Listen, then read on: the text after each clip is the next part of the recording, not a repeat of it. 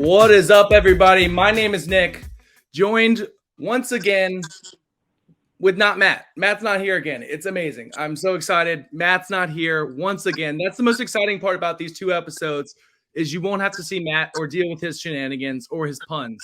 Nonetheless, we do have a special guest, the promo guy, 123. You probably know him for his promo picks on Twitter. Excited. Thank you for coming on. First of all, excited to have you and your insight as we talk about some college football today. Yeah, thanks so much for having me, Nick. I really appreciate the last minute. I know you're busy and doing stuff, but I really appreciate you making time.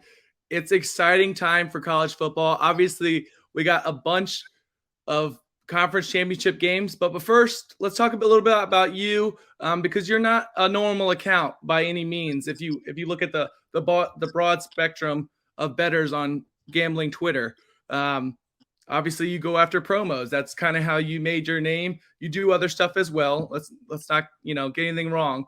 But how did you decide to kind of tackle promos overall, and how did you get started with everything? Yeah, sure. So I was in Philly during COVID. Normally I live in New York. I was a trader in New York for several years, a bunch of years, and at a like Wall Street firm. In Philly, I sports betting was legal. It was COVID. There wasn't much to do, and I kind of signed up for a couple of books, noticed some of the promos, and kind of just got started naturally that way. Pretty quickly, I was making like pretty decent money. It was like a couple grand a month, just doing kind of a lot what I do on the Twitter account now.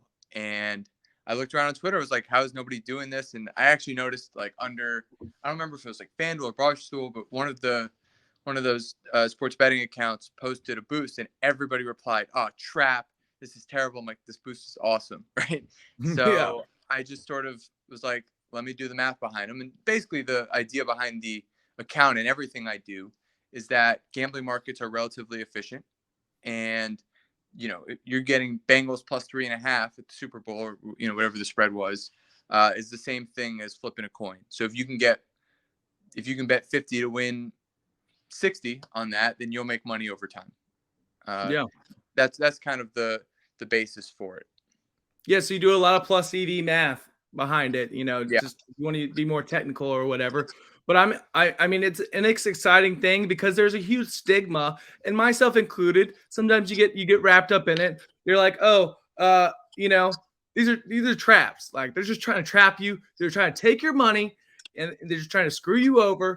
But that's not the case. There's a lot of plus EV stuff. Now, is there some weird freaky things that happen on promos where people get hurt at 39 yards when you need 40, or the guy loses fumbles it for 2 yards and loses 2 yards? That's sports, though. I think that happens to everybody in gambling, and I've done Yeah. a lot of boost betting and a lot of plus EV non-boost betting. I wouldn't say it happens more often on the boost, but because the line is set, or the bet is set by the sports book, when that kind of thing happens, it gets more attention. People get more frustrated rather than when they come up with the bet themselves, right? So it's easy to focus on, oh, FanDuel screwed me. I lost $50 to them. I lost my boost bet. When you lose it yourself, you have no one else to blame. So I think Yeah. that's kind of a lot of where that stigma comes from. Well, I think it's a couple things as well. Definitely what you pointed out, but obviously everybody's going to be on the same bet. Number one, so it's not like it's a little bit more spread out and it's just a bad beat overall.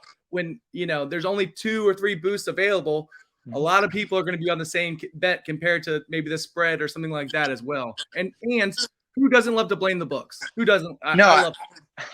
Absolutely. I think that the one thing I'll say to those, and I've done this before, so I don't want to be too repetitive, but it's really like the idea that the book is boosting something in order to something that they know basically is less likely to hit than the odds would suggest.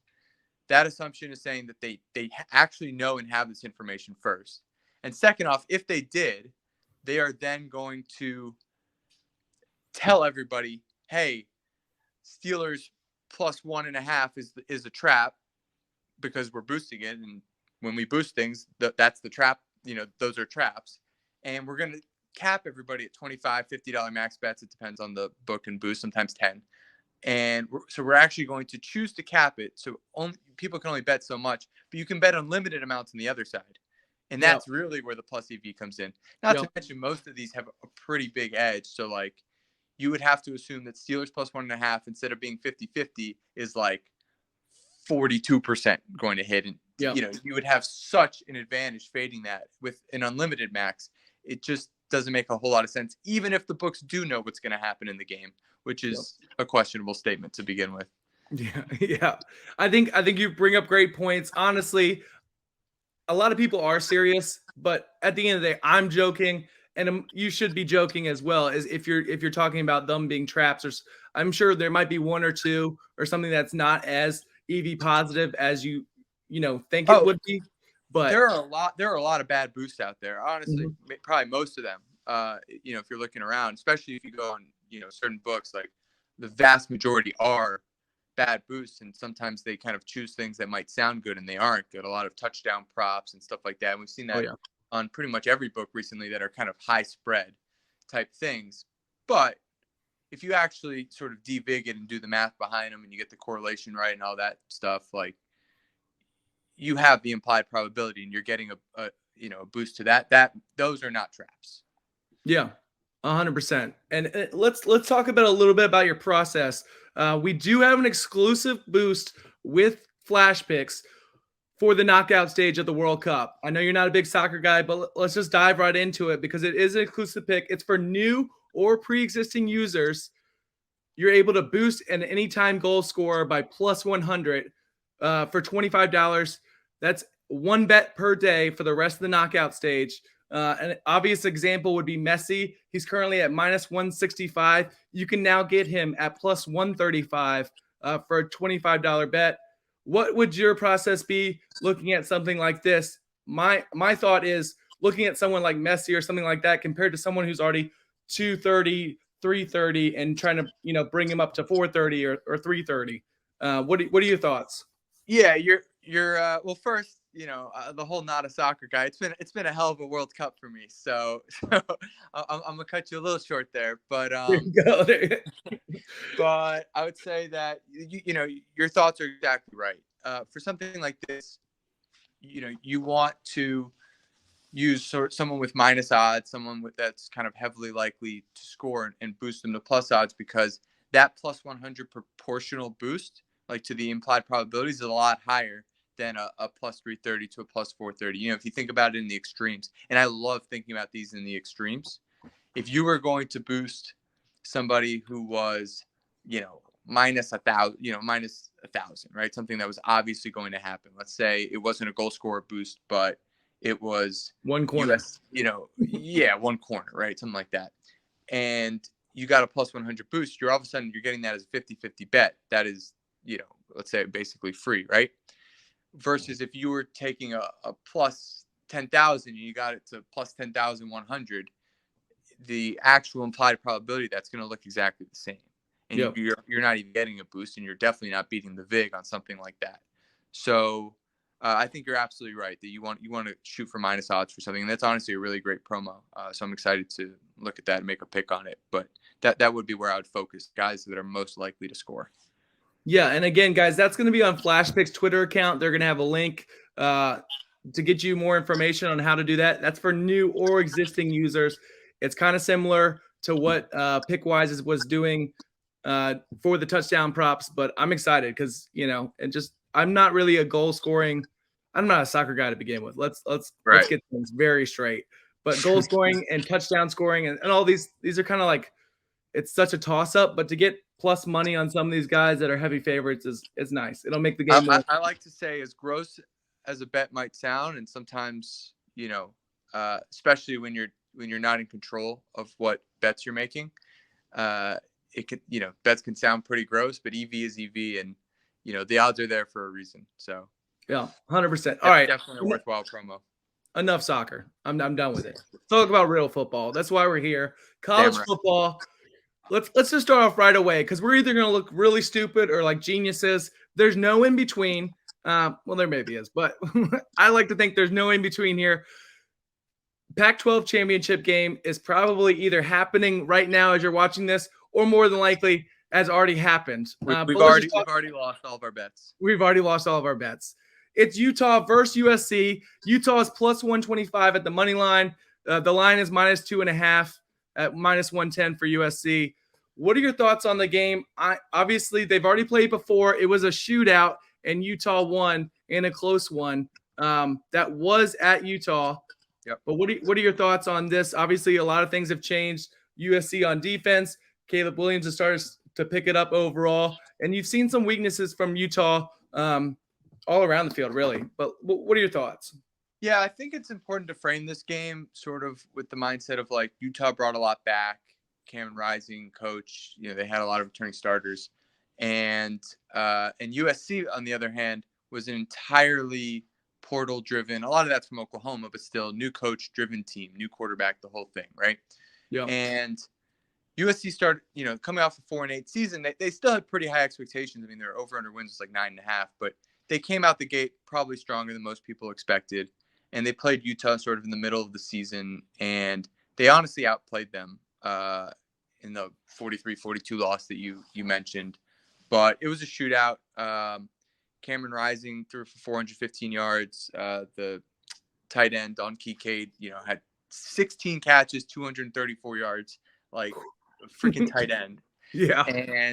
And they still probably should have lost that game for Utah at home, where they're a lot stronger. They're undefeated in the year at home. Their two losses being at Florida and Oregon. But I think kind of keeping that frame of reference. So in the last few weeks, USC has picked up some really strong wins. They won at UCLA. I know that it's kind of a weak road game, but that UCLA is a strong team. And then they beat Notre Dame last week pretty handily, 38-27. On the other side, Utah, Cameron Rising got dinged up in that game, so he missed a few. He came back. He threw 3 picks at Oregon. They beat the crap out of Colorado last week, but who cares?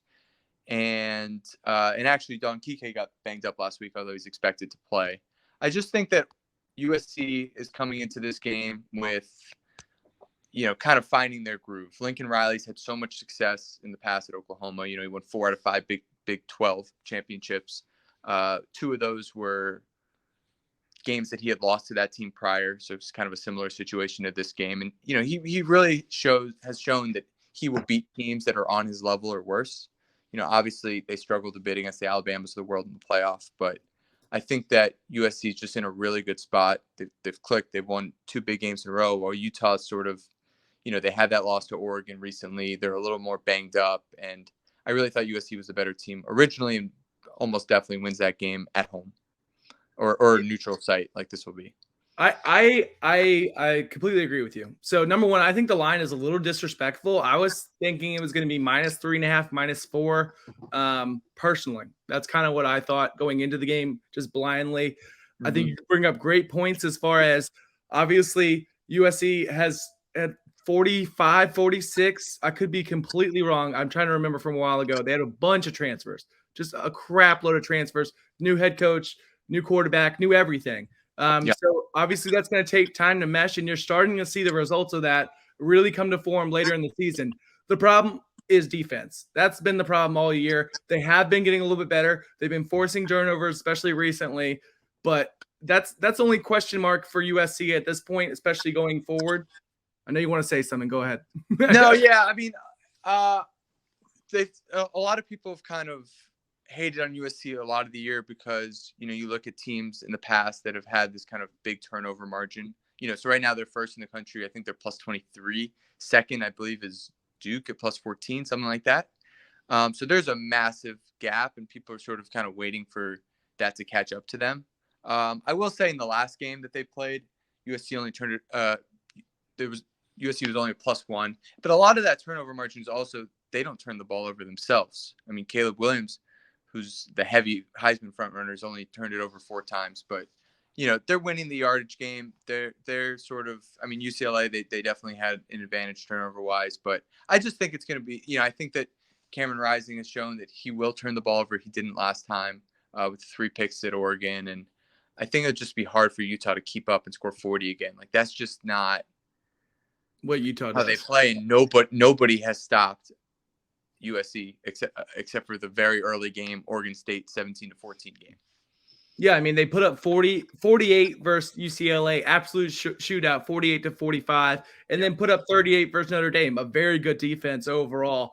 I think being at USC, number one, having that extra time, you can see that they're starting to put up, offense is really clicking, playing two ranked teams and winning pretty well. UCLA was just an absolute shootout.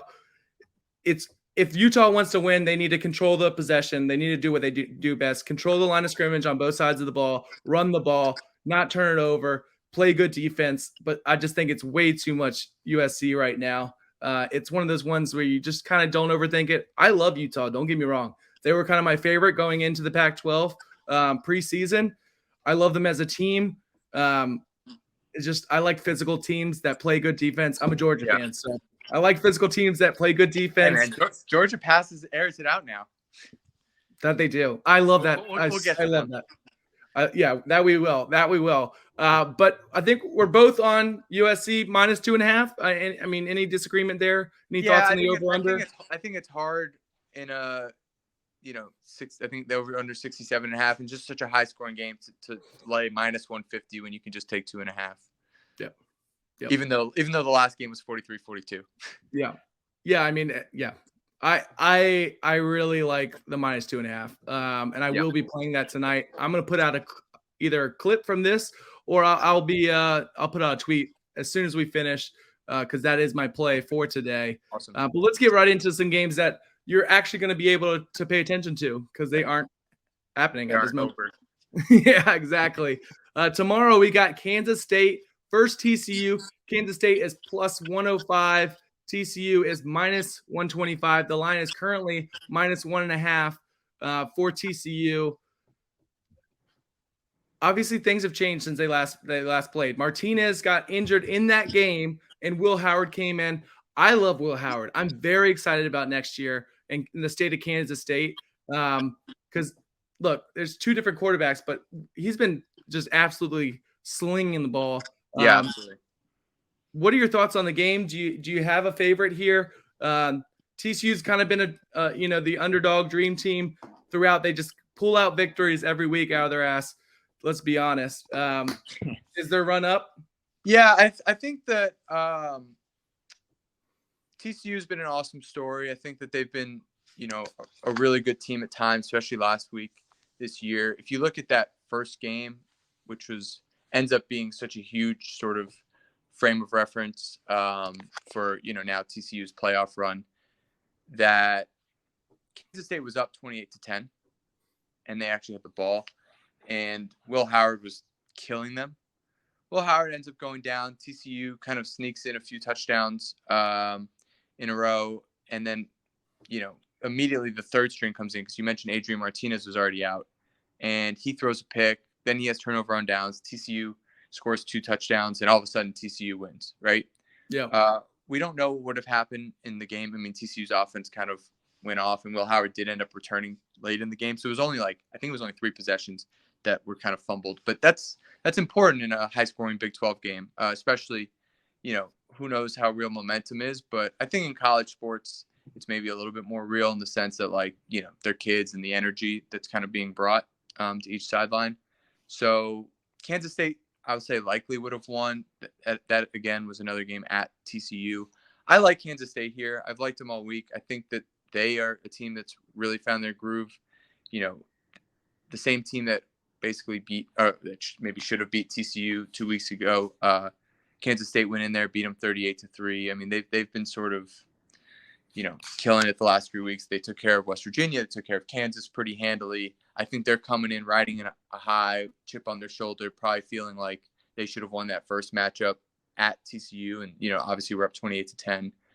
TCU, on the other hand, look, a lot of people might say, and I could totally be wrong, that they, can smell the finish line type deal, right? They're one game away.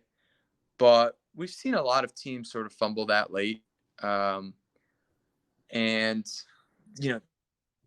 week after emotional week, and Sonny Dykes has done such an impressive job there in his first year, and Max Duggan's great, but I just think that Kansas State is probably the slightly better team. and I think that they're kind of coming in. I don't know if fresher is the right word, but man, TCU has had to go through a lot, sort of emotionally, physically, like, all of these close games. I think they've had like 7 games end up single digits. I mean, that's crazy, right? So I really lean towards Kansas State. It was plus 115. I was kind of hoping it would, hang up around there, but I think that Kansas State probably should be favored. Yeah, it's one. Yeah, it's one thing to like look at the score and you're like, oh, they already beat him. Yeah, you got to look inside the game obviously and see what happened. Martinez got hurt. Will Howard, obviously he looks amazing now, but it's a lot different. A lot different when you're able to prepare and you have games under your belt and you have a rhythm compared to just being thrown in the middle of a game. And then as well as he went out, third string went in, turnovers. It was just a whole mess. Yeah. And it was still a close game. They had him on the ropes. Yeah, I really think obviously if Martinez stayed, that it would have been a whole different story. But you can't do what ifs. I like Will Howard now. You wanted to say? I was going to say it would be hard. I don't remember exactly the stats. It would be hard to do better than Will Howard did in that game. I know. I love him. I'm so excited for next year in Kansas State. I just like them as a team. I tried to get against them early on just because I hated Martinez from his Nebraska days, but that looks like it was all Nebraska at this point. Like that, right. It looked like Nebraska was the whole problem. But I mean, Aaron Rodgers could go to Nebraska, and who knows how he'd do, right? Oh my God. Well, he's not the best either right now, but still. I'd lean Kansas State. I still like. I haven't watched a lot of TCU. That's when you get down to the meat and potatoes. That's the only concern I have. I haven't watched a lot of them as far as, just games overall, game tape, anything like that. But I've watched a lot of Kansas. It's not that pretty. I mean, offensively it is, but sorry, go ahead. I've watched a lot of Kansas State though. And I bet them last week minus 11.5 versus Kansas. That was a nice win. Kansas did run a little bit, but obviously they had Jaden Daniels back for the second game. Overall, they kept it competitive, but then Kansas State kind of pulled away. I might have a decision tomorrow. I'm going to lean Kansas State as well. I think I'd love to disagree with you, honestly, but right. I think that's the play, and especially at plus money, I'm all about it. These TCU close games, that's the thing. It's these close games. They're just pulling them out of their ass. That's what I really think. One team from the last few years really comes to mind when we talk about both of these games, and I actually have the opposite reaction, like the opposite lesson. So in 2017, Miami they started the year, I believe it was 11-0, right? I don't know if you remember that team. Yeah. And they had the turnover chain, they were turning everybody over, and then they beat the crap out of Notre Dame and Virginia Tech. And I don't know if they were number 1 or number 2 in the country heading into the last week of the year. But they were all they had to do was beat Pittsburgh the last game of the year. And it was a flawed team in the sense that they were very good, but they didn't have a quarterback. And they basically just couldn't score against Pitt, stopped getting turnovers, same problem. I think they lost to Pitt. I don't remember what the score was, but they scored like 7 points. And then Clemson in the ACC championship beat them. I think it was 31-3, right? They just, that flaw they just couldn't overcome, right? But they were winning all those close games. They were turning those over. So USC is kind of the turnover side of that, where the turnovers are unsustainable. But I think that they have such a strength, such a firepower that like they're not as reliant on turnovers as a lot of the turnover teams have been in the past, because, they're still scoring 48 points. And some of the games have been close, but it's not like TCU's games have been close. And then TCU, I kind of look as the other side. They're a flawed team. The defense is flawed. They've had some kind of heroic efforts, but I kind of look into the 2017, they're number 1, 2, 3, whatever in the country heading into that last week. But eventually you just get a little emotionally spent with all these close games. Your flaws are going to show at some point. And I think Kansas State's in a really good opportunity to expose TCU a bit. Yeah. It's always scary, going betting against, what are they, number 4 right now, number 3? Yeah, number 3. But I think this is the team that has proven that they can do it. They just, let's have a healthy Will Howard. Yeah. Let's have a healthy Will Howard the entire game. That's all I want. At the end of the day, if I lose with Will Howard at the helm the entire game, it is what it is. But yeah, and look, this is the favorite. So it's, obviously they're favored for a reason. They're undefeated and all that. I just think Kansas State's in a really good spot tonight or tomorrow. Have you seen the money as far as where that's flowing? Because I feel like it would be flowing towards TCU, but the line is telling me a different story. Well, it was plus 115 earlier, so I can only assume. Yeah. Yeah, fair enough. Fair enough. Let's talk about a real football team, the best football team. Obviously, we have SEC championships. Georgia, who they're all right. I'm not, non-biased over here either way. Versus LSU. The line is 17.5. Huge line. Obviously, I'm going to talk about it. I'm a huge Georgia fan. All right, let's get that out of the way. There's a huge bias. I think they're going to come in there and smack.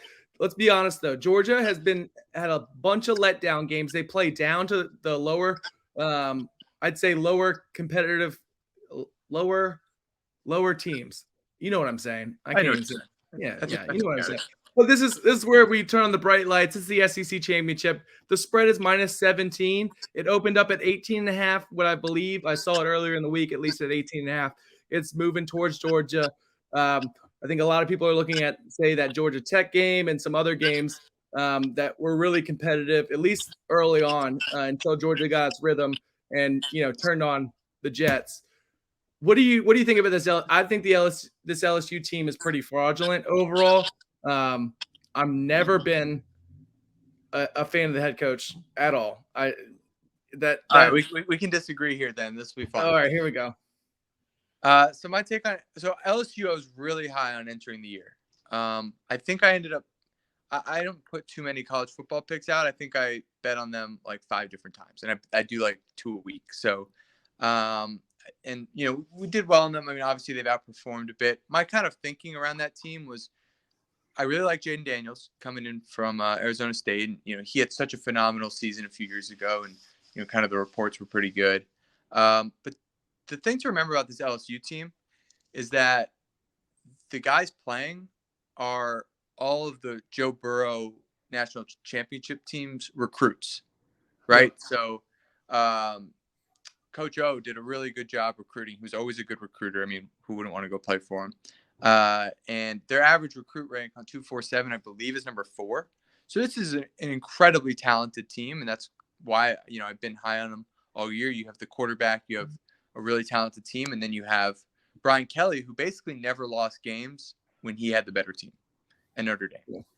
Now, did he struggle to outkick his coverage? Maybe a exaggerated version of Lincoln Riley, like I was talking about earlier, where like Lincoln Riley was like 55-10, I think it was, at his time in Oklahoma, and like we saw half his losses because they were in the playoff to superior teams. And Brian Kelly kind of had a similar trek at Notre Dame. He comes to LSU, and he's got a really talented team. So they lose the week 1 Florida State. I think a big loss for them was losing Mason Smith, their stud defensive tackle, the first game of the year. But they bounced back. They've had a really strong year. I think that this is one of those games where Brian Kelly's, probably out of his depths. I was really impressed with what they did against Alabama. That was in Baton Rouge. That was, kind of when they were maybe a little bit more at their apex. But I think this LSU team, which maybe isn't as deep as some other teams, like, is sort of not finding out, but limping a little bit to the finish, in the sense that, man, the SEC West is tough. Man, it's tough to play a physical Florida State team, non-conference. I mean, most teams in the West aren't necessarily playing that game. And they go Ole Miss, then Alabama, then Arkansas, and then blanking on the game they just lost. But Texas A&M. A&M, right? I mean, that A&M sucks, but that's a physical team, and I think that when you have those, when you're a bunch of college kids, maybe not the deepest team, now you're looking over and you got Georgia. And for LSU is, can you muster up that energy that you mustered up? Oh, right before the Ole Miss Alabama stretch, they had Tennessee, right? So can they muster up the energy they had that they got up for with Ole Miss and Alabama, or are they just worn down and Georgia is, going to pile drive them basically into oblivion? So I think it's pretty tough to say. I mean, like you said, every time we've looked at Georgia when the lights are on, they have looked awesome. I mean, They beat Oregon by, the score was 46, and somehow it wasn't that close. And they've really just, I mean, they dominated Florida, dominated Tennessee. I mean, they've really in their big games, if you want to call Florida one of their big games, Well, I mean, it's a rivalry game. yeah, They've emotionally it is, but they're not on the they've same level. really punished the other team, and I just don't know what team LSU is going to bring, and I think that Georgia's kind of on a mission. So yeah, I mean, it's an 18-point spread. You just wanted to hear me say that Georgia's going to win by a lot, which they will. I don't have a lean in terms of are they going to cover 18, 17 and a half, whatever 17. it is. It's 17. 17, nice football number at least. It You is get a a nice push option there. So let's play a little devil's advocate because let's be fair here. Number one, we talked about this. I got some scores up here. Georgia obviously beat Oregon beginning of the season 49-3. Yep. They beat South Carolina. At the time, South Carolina was a bad team. They've really transformed, but they beat them 48-7. They beat Florida 20-42. They beat Tennessee 27-13. They beat Mississippi State, who's now ranked again 45-19. Yeah, for but they've also had some bad games, and this really versus lower competition. Kent State 22-39, giving up 22 points to Kent State. Not what you want to see, especially at home. 26-22 versus Missouri. Not a good game. Probably should have lost that game. Georgia versus Kentucky. Kentucky's a good team, especially defensively. I like them. Come on, go for it. No.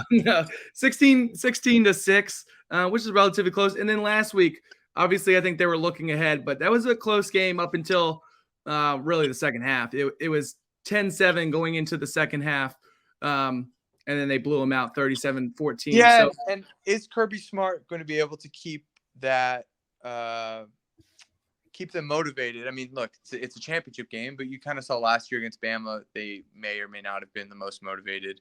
They obviously have nothing to play for. They're in the playoff either way. How much do they care about getting that championship that they didn't get last year? Or is this like, hey, this will be fun. We'll play LSU. We'll see how it goes. And if you're getting LSU's best, I mean, again, that's one of the 5 most talented teams in the country, arguably, with a really talented quarterback.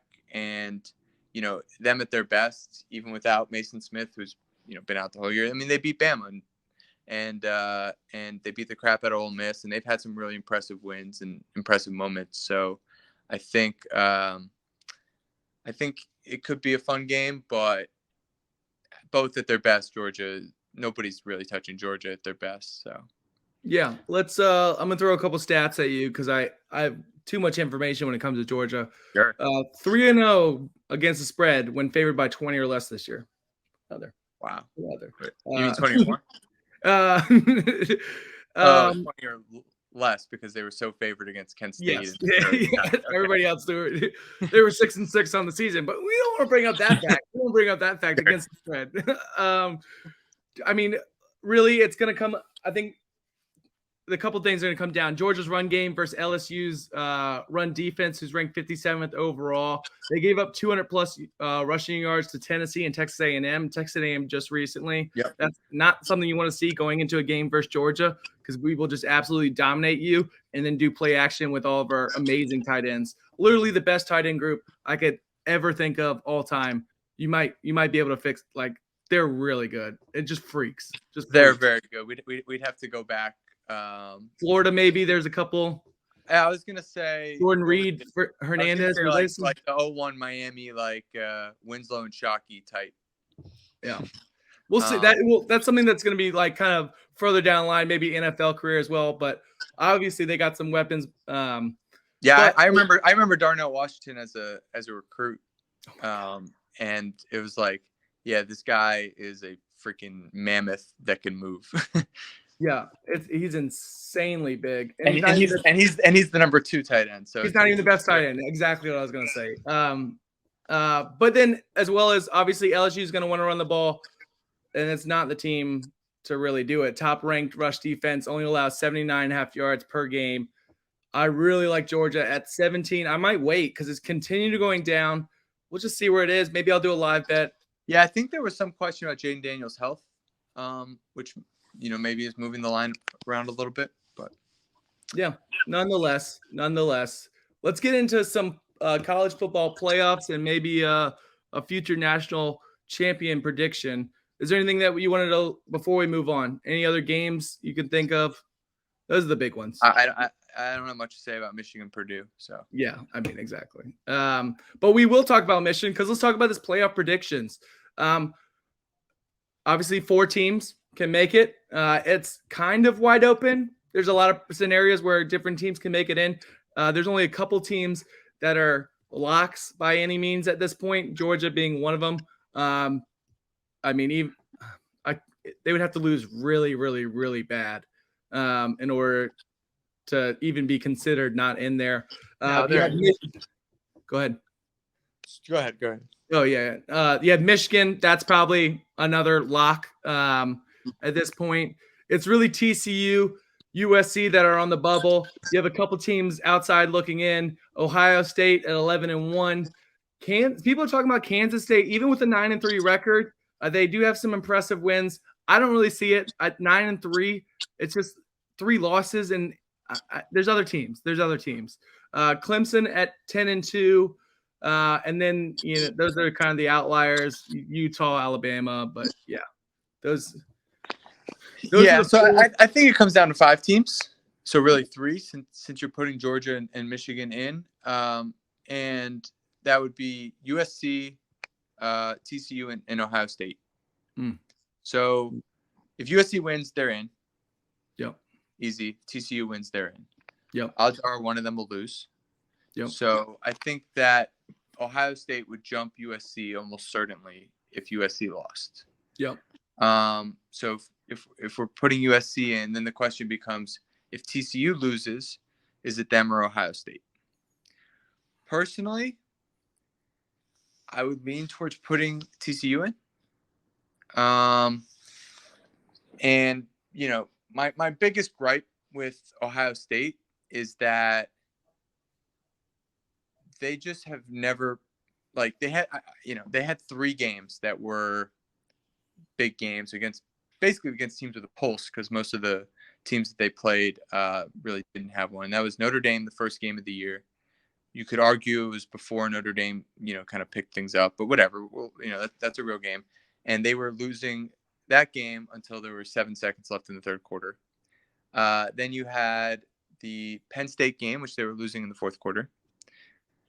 And, they end up winning both of those by 2 scores. And then they had the Michigan game, which they were obviously losing in the fourth quarter and lost by 22 just a week ago. So, you want to talk about eye test and all that, but what are we really talking about? We're talking about blowing out like Nebraska, right? Yeah. Iowa. They didn't even blow out Northwestern. So they didn't blow out. That was one of my main points. They didn't blow out Northwestern. That's well, come on. That was a tough weather game. It's just Ohio State's going to need, in my eyes, if you're going to bump a team down because they lost their conference championship game against a top 10 team, a team that they've already beat, no matter what the circumstances were over that win, it's going to have to just be clear and obvious, either from a strength of record perspective or otherwise.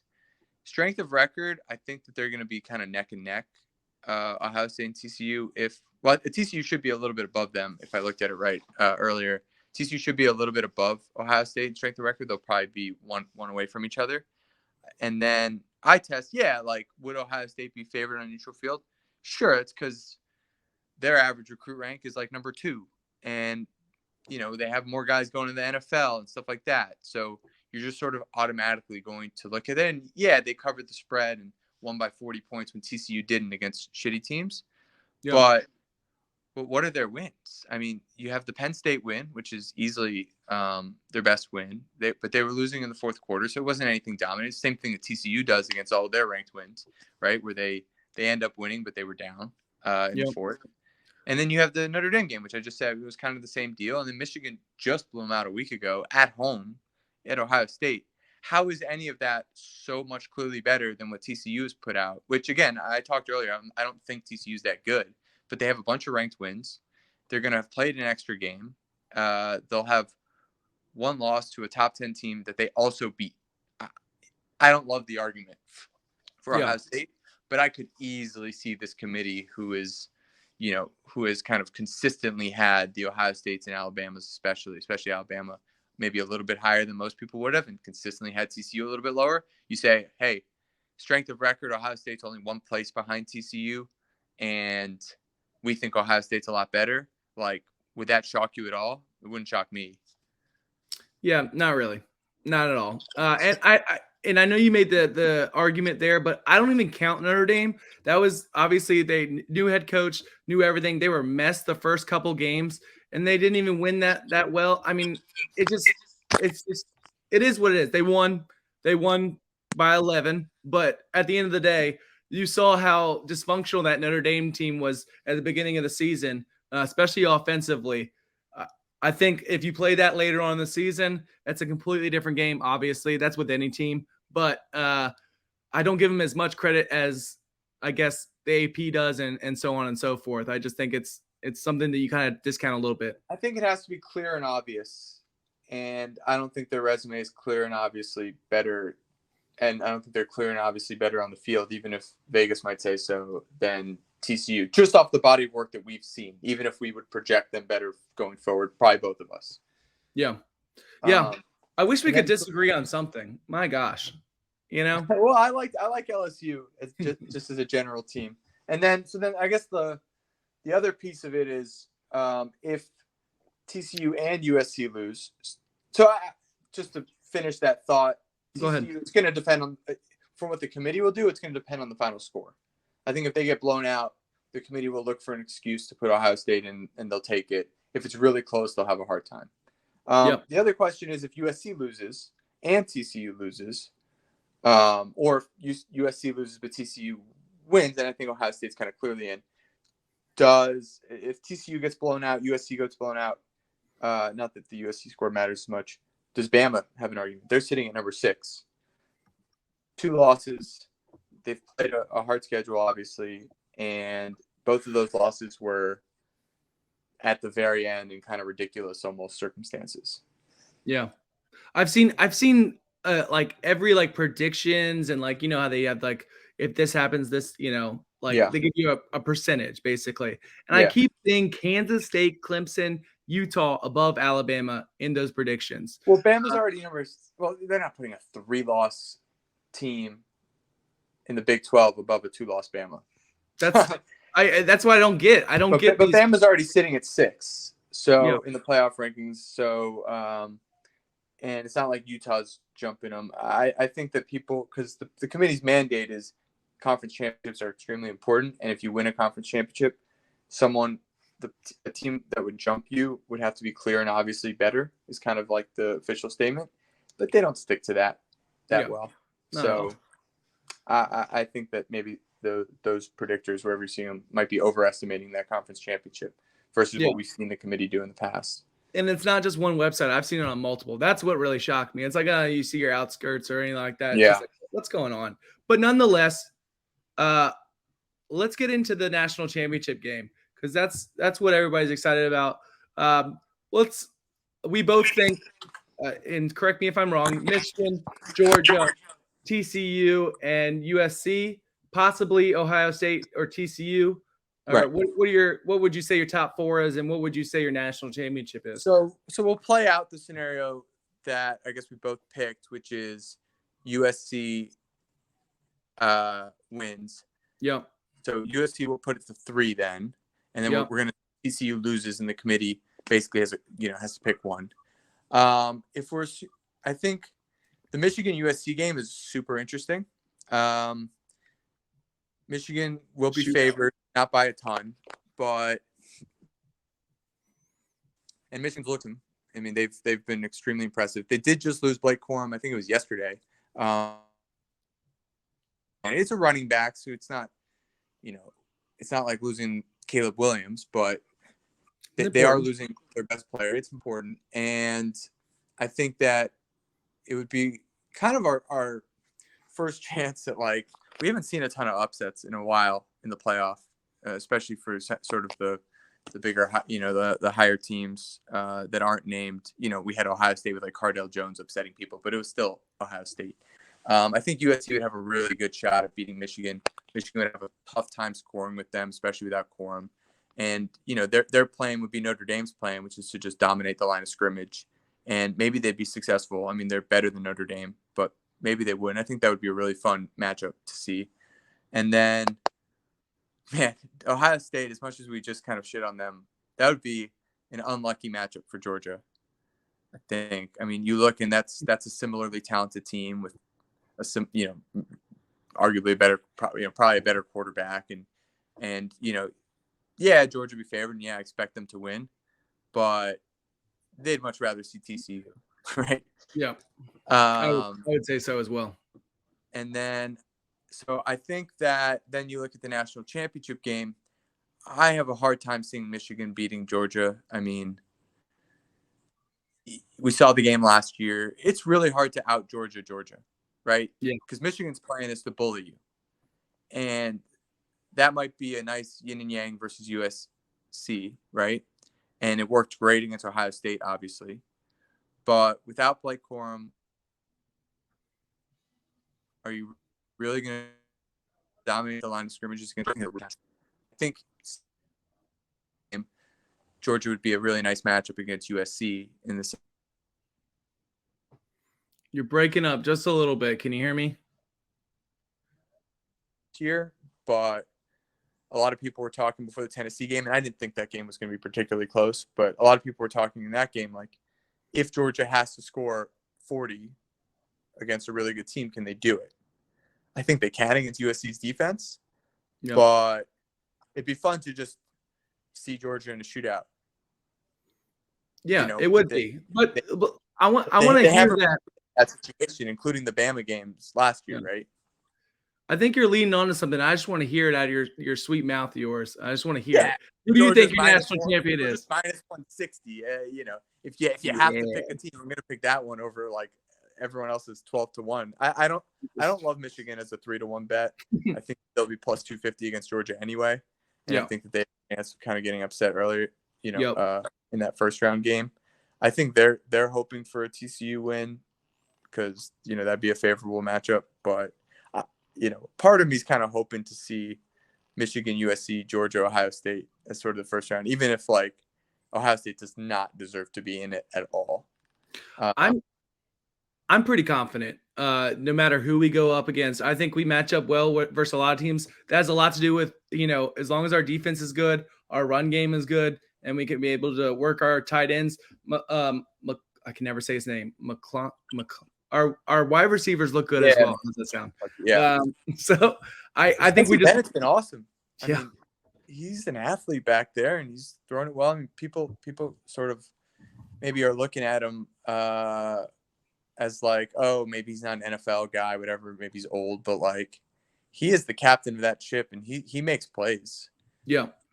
Avoids turnovers. That's really the key when you're the quarterback for Georgia. I think you just got to avoid the turnovers, play smart ball, let your run game open up the pass game, and let your defense, keep you competitive no matter what's happening. Yeah, it'd be fun. It'd be fun to see him in a shootout. I think he's been playing so well. I remember in the South Carolina game, he put a freaking juke move on one of those guys. I don't know if you saw that play, and he went into the end zone. Like, geez, man, he is impressive. He's looking like Tebow out there. He's sneaky athletic.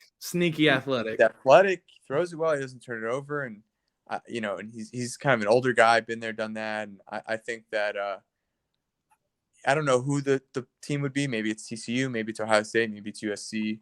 But I would like to see him in a shootout and kind of win it that way, because Georgia did lose a lot defensively, and some guys have gotten banged up, and like that offense has been so impressive that I think that I'd like to see him get some credit and maybe have that challenge of doing what, kind of out of his comfort zone or out of Georgia's comfort zone to go and win it. Because they're going to have, I would think, a challenge that's in one of those two games. You very rarely see it be just so easy all year if you don't count like Kent State. I mean, even some of the better teams have faced sort of bigger tasks in big games. So it'll be interesting to see if they have one of those.